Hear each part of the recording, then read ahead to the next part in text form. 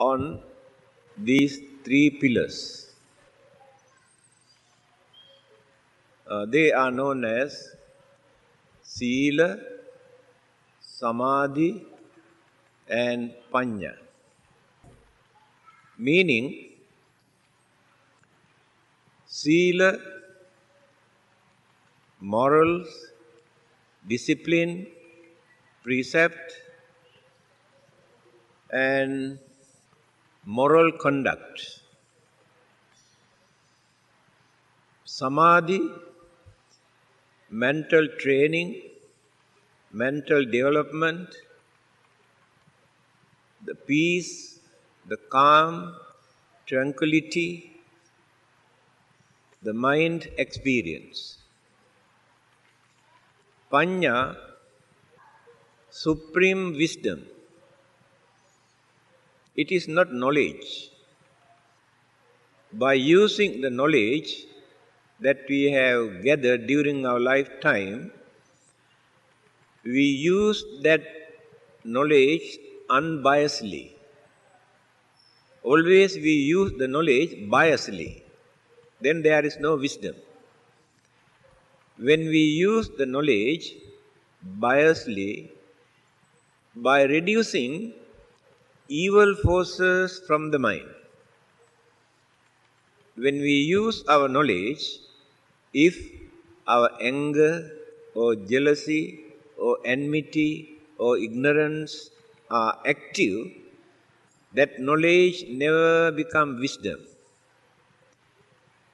We develop this knowledge into wisdom by using it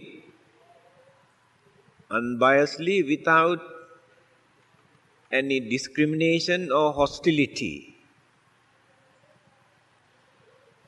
Finally, the enlightenment that we gain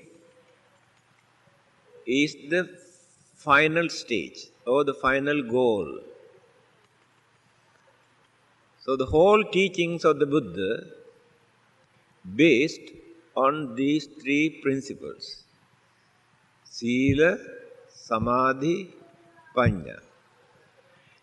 When you compare this with other religions, you can understand. Here, there is no God. There is no belief. There is no faith. But discipline, mental training, and supreme wisdom. That is Buddhism. Remember, Buddhism does not depend on God. Buddhism does not depend on faith or belief. Buddhism does not depend on commandment or religious laws or religious punishment, but depend on our discipline or our behavior, our character, our moral development. After that, the way how we cultivate, develop, train our mind to maintain our human dignity, to give due credit to our human intelligence, and to make use of this human life in proper manner. So when we cultivate step by step, finally we gain the supreme wisdom and enlightenment. All these problems that human beings are facing all over the world are due to lack of understanding of our duties, responsibilities, obligations, and the human values. Actually, we have not realized the real human values. According to the Buddha, amongst those 31 groups of living beings all over the universe, human beings belong to one group. The Buddha says human intelligence is far superior to all the other living beings because many others cannot understand everything.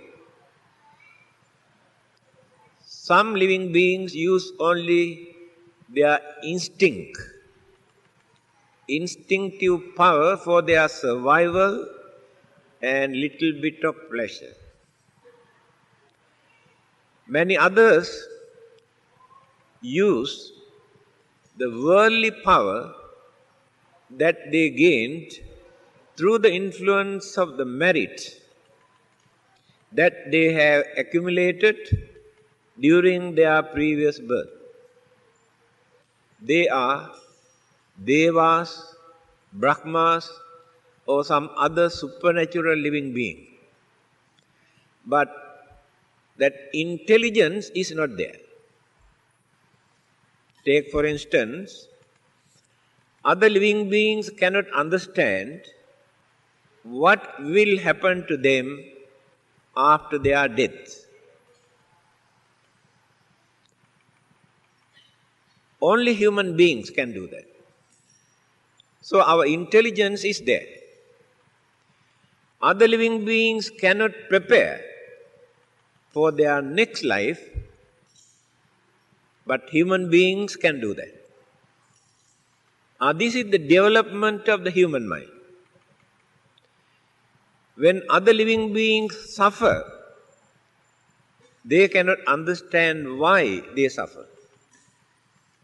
But we can understand we suffer due to various evil deeds, wicked and cruel and harmful deeds that we have committed during our previous birth.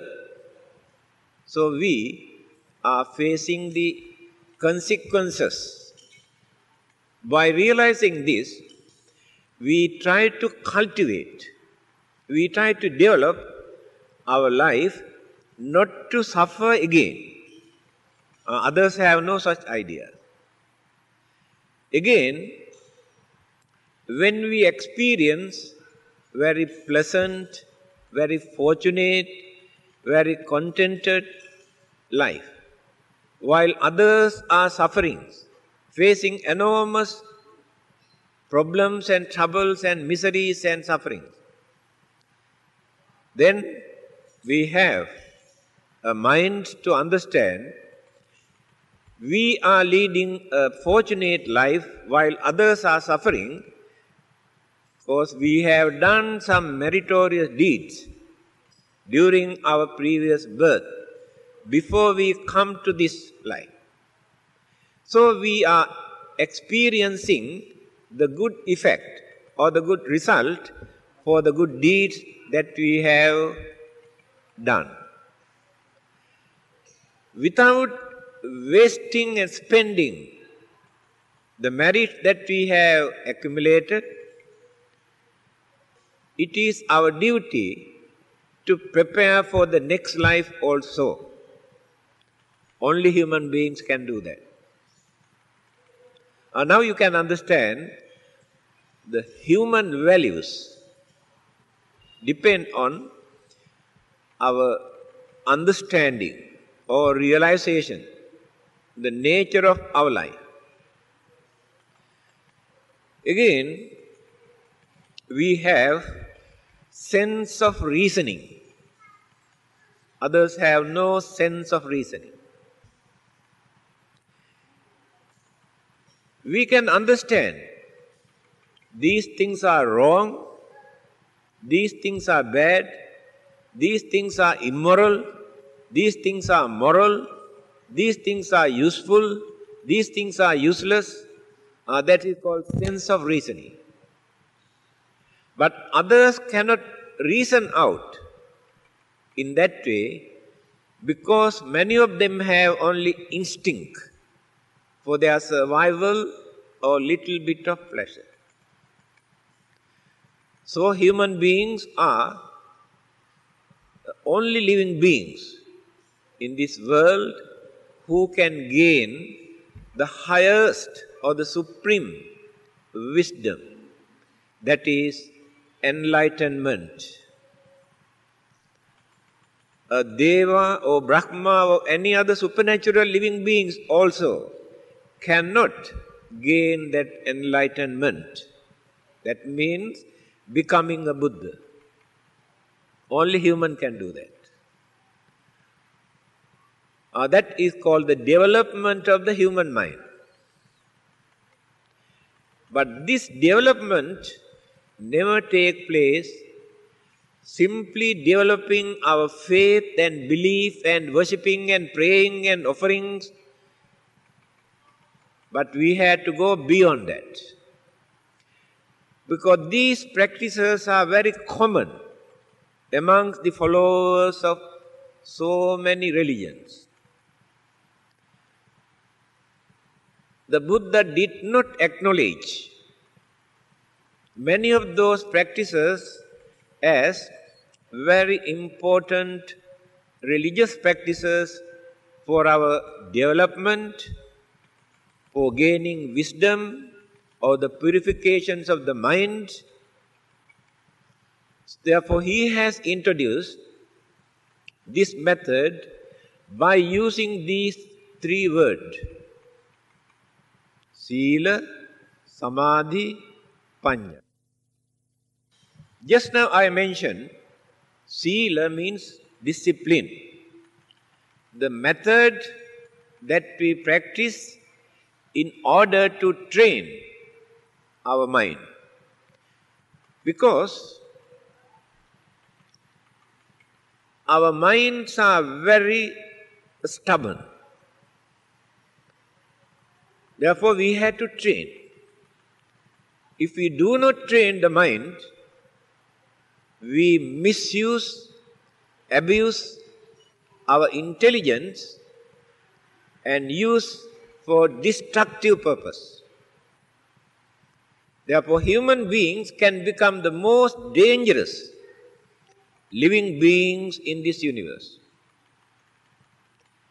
Take, for instance, by using their intelligence, they have discovered atom. By thinking, they can use this energy for constructive purpose for the development of human being. In the end, what happened? By using that energy, they produce nuclear weapons, atom bomb, to destroy the whole world. Amount of nuclear weapons they have produced up to this date, if dumped and collected together and blast at once, not only this world, even the sun and the moons and some other galaxies also will be affected. But everything is done by the human mind. Many more things they will discover in time to come by using that intelligence. If that intelligence is not guided, not trained according to a religious principle, then human beings completely destroy the whole world. That is why religion is important. Intelligence, knowledge, without religious principle can become very dangerous mental energy. On the other hand, human beings are the only living beings who have a religion. Others do not know anything about religion. Also discovered by the human mind. Religion is not given by the God. Religious principles are not given by the God. By using that human intelligence. They developed humanism. Later, they introduced these principles, humane qualities and virtues, and also incorporated or invited God also to come and occupy, also done by the human mind. The concept of God also created by the human mind. An American professor, Whitehead, says, first, man create a God. Later, God create the man. The idea is, the concept of God first created by the human mind. After that, they developed this concept and personified, transformed into a figure, also done by the human mind. Then they also introduced that figure, that God create everything. That idea also created by the human mind. That is why the Buddha is not interested about this concept of belief in God, although he does not want to go against this. He was not interested. What he wanted was to develop our human mind by introducing a real religious way of life, very respectable, very noble way, without becoming slaves to religion. Many people who practice certain religion, they become slaves to their religion. They are willing to torture their body, to suffer in the name of religion. The Buddha says, it is not necessary for you to suffer in the name of your religion.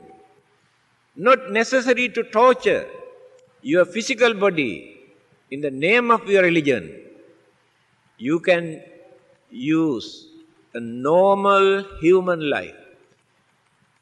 You can lead your life very gentle way, respectable way. Then it will become real religious way of life. You can reduce your rites and rituals and ceremonies and all those external activities. Try to cultivate your mind, your understanding through this mental training, discipline. That is why he started this with Sila principle. When we observe Sila, we not only serve ourselves or protect ourselves, we protect others also. When you put up a big wall or fence to protect your house, you also support to protect your neighbor's house also. So observance of precept or sila or morals or principles is exactly like this. When you create determination in your mind that I don't like to destroy the life of other living being, it is not a law, not a commandment. It is an advice given by the Buddha for you to understand. By knowing this act of killing can create enormous sufferings and worries and disturbances, I stop killing. through this understanding. Not because of the fear of the punishment, not because of God, by knowing that it is wrong. That is called understanding. Then, when we develop this understanding, instead of fear, you create kindness, compassion, sympathy, harmony, all the good qualities you cultivate in the same mind.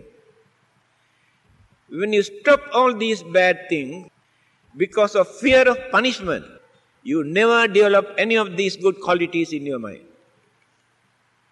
No development in that mind. This is the way how the Buddha tried to introduce a religious way of life. He wanted to take out that fear from the mind and cultivate this understanding. So there are two aspects in our precept, in our sila. First, we observe the precept not to harm, not to steal, not to do bad things. That is abstinent, keeping away. That is not enough. You determine not to do bad things. That is not enough. You have to cultivate the other side also. So sila divided into two, charitra and varitra. Varitra means keeping away. That is not enough. We have to cultivate the other side. What is the other side? Now I determine by observing the sila not to kill. That is not enough. At the same time, I had to create this in my mind, my kindness, my compassion, my harmony towards all those living beings. Then completed both sides. Every precept we had to observe in this way. Then we go on developing, increasing the number of precepts. For your day-to-day life, you observe 5 precepts. Because you cannot go beyond that. You have so many commitments, responsibilities, obligations, and duties. In spite of all these things, it is not so easy for you to become so religious. There must be a limit. One day, when you come to know this worldly life create enormous worries and troubles and disturbances, then you try to reduce all these things. That is called renunciation. Renunciation does not mean simply by shaving head like this and changing your clothing into this. This is only external manifestation. The gadget that we added. But the real renunciation takes place in the mind.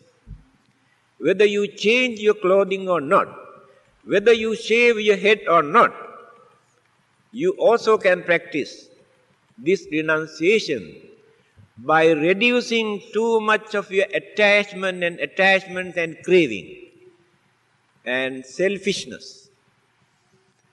Then your mind gains wonderful relief.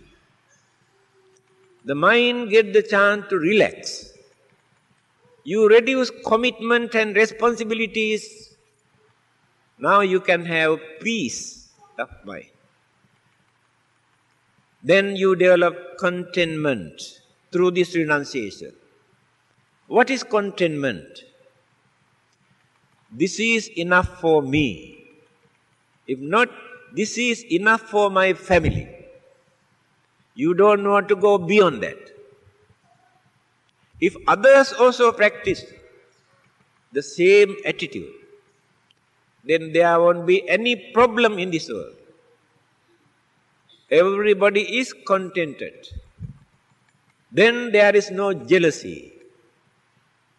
There is no anger. There is no violence. There is no bloodshed, no discrimination, no hostility.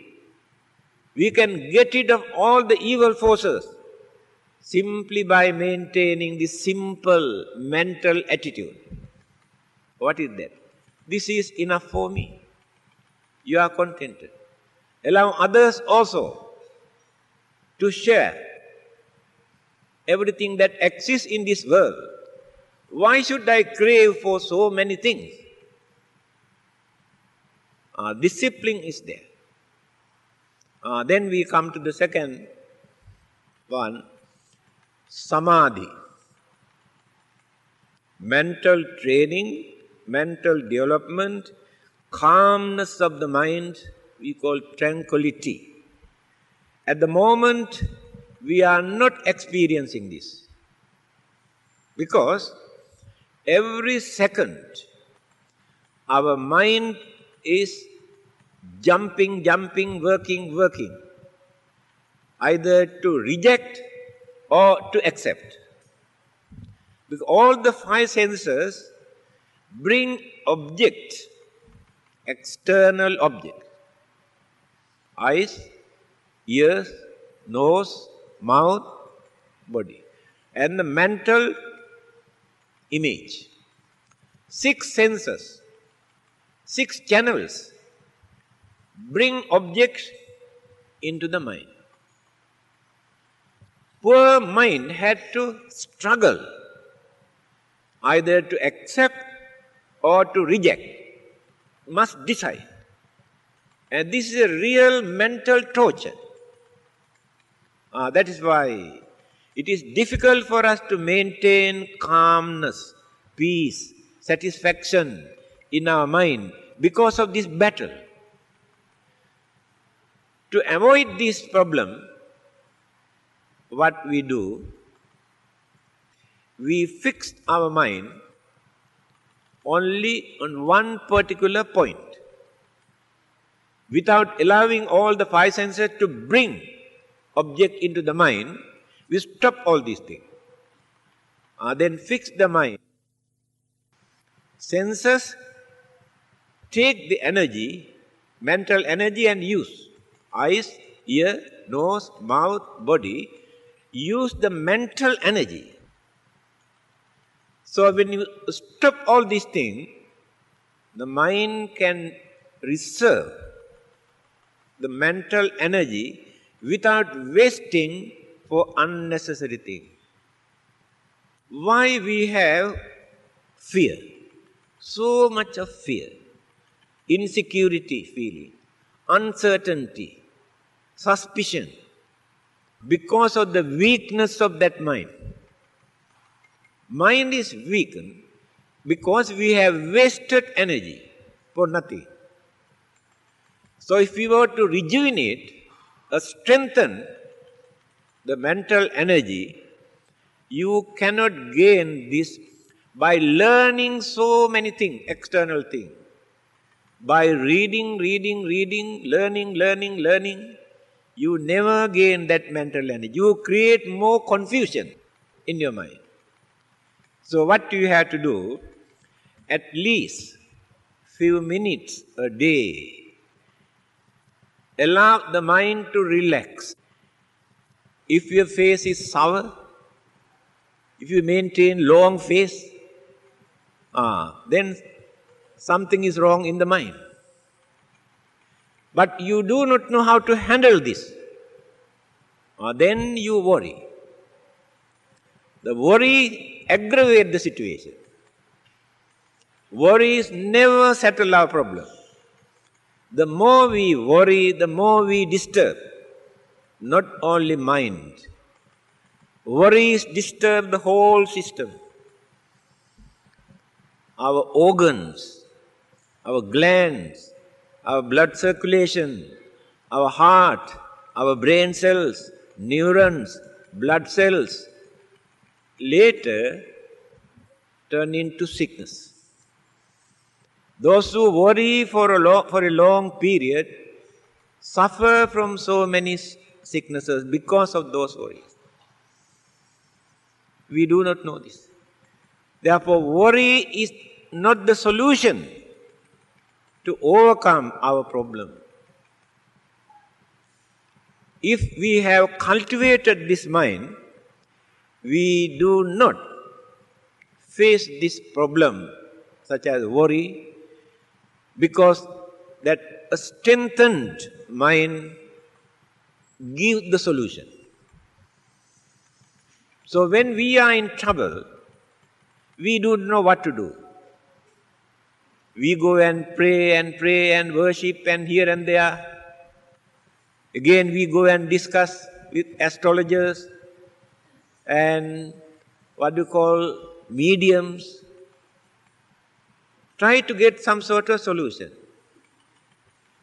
Sometimes very hard for us to get the real solution to overcome our problem. We have family problems, physical problems, mental problems, external problems, internal problems, financial problems, 1,001 problems we are facing. But we can get the answer or solution to overcome these problems if we have cultivated and developed and strengthened our mind. Problems are natural. Whether we are religious or not, educated or not, rich or poor, makes no difference. Many of these problems are natural problems, natural occurrences. No one can stop them. But by strengthening the mind, we get the courage to face. Without worrying, without crying, without shouting, without fighting, we know how to face. That is gentleness. If we know how to face our problem without creating disturbances. Religion is needed here again. Your scientific knowledge, your financial support, or your academic knowledge never support, never give anything for you to overcome many of your problems, because these problems were created by the mind, by taking the wrong attitude. Only mind can settle the problem. No external support. The mind can solve this problem through religion. Again, you can understand why religion is needed. Religion is not only for us to go and pray. Praying is a very simple thing, anyone can do that. Simply by praying, we won't be able to get rid of our problems. When we pray, we get some sort of relief. Because we think we get some solution from heaven or from God or from Buddha or somebody. So we develop some sort of confidence. Because of that confidence, we experience some sort of calmness. We can reduce our tension and fear. But later, all these rubbish come and occupy the mind. But when we try to overcome our problem through our understanding, not by praying, through our understanding, then we try to find out what is the cause of our problem. We try to overcome our problem without investigating to find out what is the cause of this problem. Naturally, we blame others for all our problems. That is our nature. Sometimes we have created, we are responsible for this problem. The thing that we have done, certain thing that we have said, might have created a cause of this problem. But we are not ready to admit that we are also responsible for this problem. If we can become humble to admit our own weakness, our own mistake, then we tamed our mind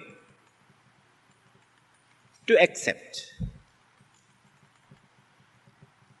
75% of the tension and the fear and worry you can reduce by adopting this method. Because you admitted your own weaknesses and you knew that you are also responsible for this, then anger, jealousy, suspicion disappear from your mind. Therefore, there must be a practical way, practical method for us to use when there are problems without shouting, quarreling, blaming, accusing, creating suspicion in the mind. We are not perfect. We also make mistakes. Everybody make mistake. Then why not we admit, or we also make mistake? Then reduce. We don't create enmity or suspicion. This is the nature of the mind. To avoid all these things, the mental training, development, discipline, as I mentioned just now, without becoming slaves to external object through the senses, stop all these things for the time being. Close the doors. Allow the mind to relax. Then concentrate. Focus. One-pointedness. Half an hour. When you get up, you feel physically, mentally, very big relief. Because during that period, you have strengthened your energy, mental energy. When mental energy is developed, that reflects to our physical body, especially toward the brain, then we feel very normal. But we have neglected the most important aspect in our religion. We waste our time for unnecessary things in the name of religion. The Buddha did not encourage people to do all these things. You can practice the teachings of the Buddha without spending single cent. Reduce your anger, reduce your jealousy, reduce your hostility, reduce your discrimination, develop your kindness and understanding. Not necessary to spend even 1 cent. By spending millions of dollars, you cannot gain the good result that you gain by diverting your mind in this manner. To train the mind, to purify the mind, to develop the mind. By spending money for religion and religious activities, you may create more craving in your mind. Through the influence of the merit that I gain by contributing for this project, may I get the chance to go to heaven and enjoy my life. Are you not increasing your craving? That is not the religion the Buddha introduced. Whenever you give something, the Buddha says, you have to think in this way. I am giving away, I am contributing to reduce my selfishness, reduce my craving, reduce my jealousy, reduce my anger. That is the purpose of giving. Not to multiply and go and enjoy. Then you increase again worldly suffering. So Buddhism was misinterpreted. This is the second stage. What sort of happiness, calmness, satisfaction, peace that we can experience by training this mind. That is the second stage. After doing, when you have completed these two stages, then the pure mind, the mind that we developed through those practices, very easily can realize, easily can understand, because the mind is not deluded, clouded, misled, not blindfolded. Mind is clear. The lens of the mind is clean, can see things clearly. Then we can understand, actually this is right and this is wrong. Others cannot blindfold you, mislead you, because you have developed clear understanding in your mind. After gaining enlightenment, the Buddha said, Aloko udapadi. Now, brightness arose, appeared in my mind. What is that brightness? Because our minds are in the dark now. There is no brightness in our mind.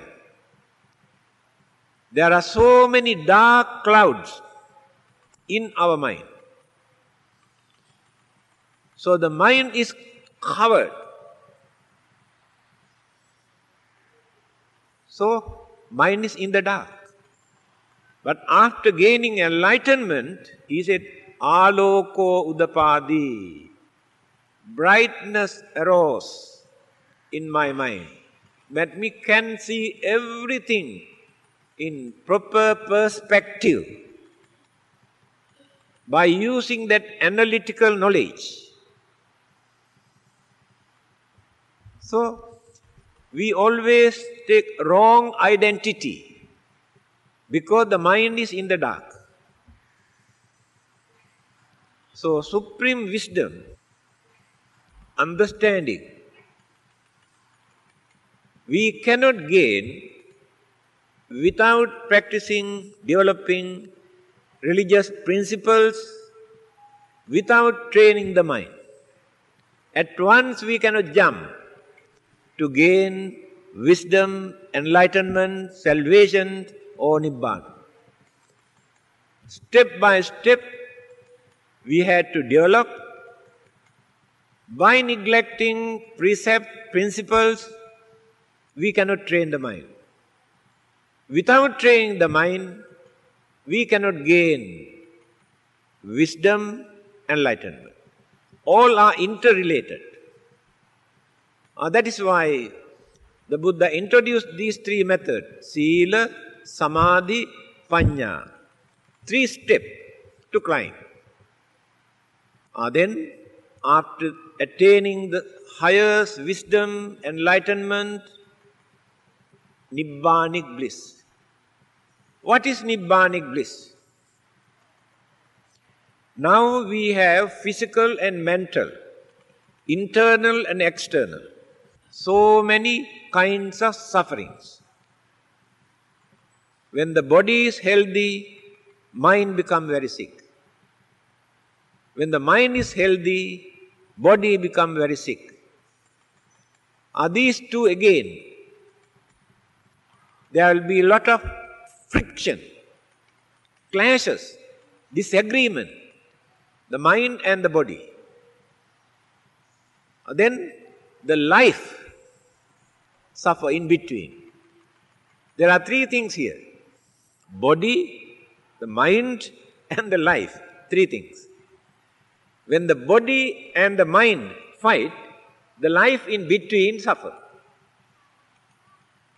Mind is related to the life, life is related to the mind. The body gives the shelter for the mind and the life. No one can see the life. No one can see the mind. You can see only body. But body is supporting, giving shelter for them to function. So the attainment of Nibbanic bliss means when that life is completely free from this friction. No clashes, no friction. Then final salvation we experience when we are free from sufferings, pain, worries, unhappiness, unsatisfactoriness, disturbances, fear. Whatever we have, every day we are facing these problems. No one is free. So therefore, we cannot experience Nibbanic bliss by keeping all these problems and disturbances in our life. So by unloading, reducing,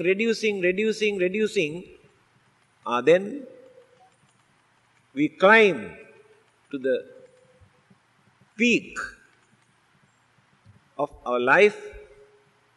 After this enlightenment, Nibbanic bliss, life will be free from birth, from sicknesses, from old age, from death, from worries and responsibilities. That is called Nibbanic bliss. That is the aim of Buddhism. Thank you very much. Blessings to all of you. Bhavatu sabba mangalang rakkhantu sabba devata sabba buddhanubhavena sada sutti bhavantu te bhavatu sabba mangalang rakkhantu sabba devata sabba dhammanubhavena sada sutti bhavantu te bhavatu sabba mangalang rakkhantu sabba devata sabba sanghanubhavena sada sutti bhavantu te.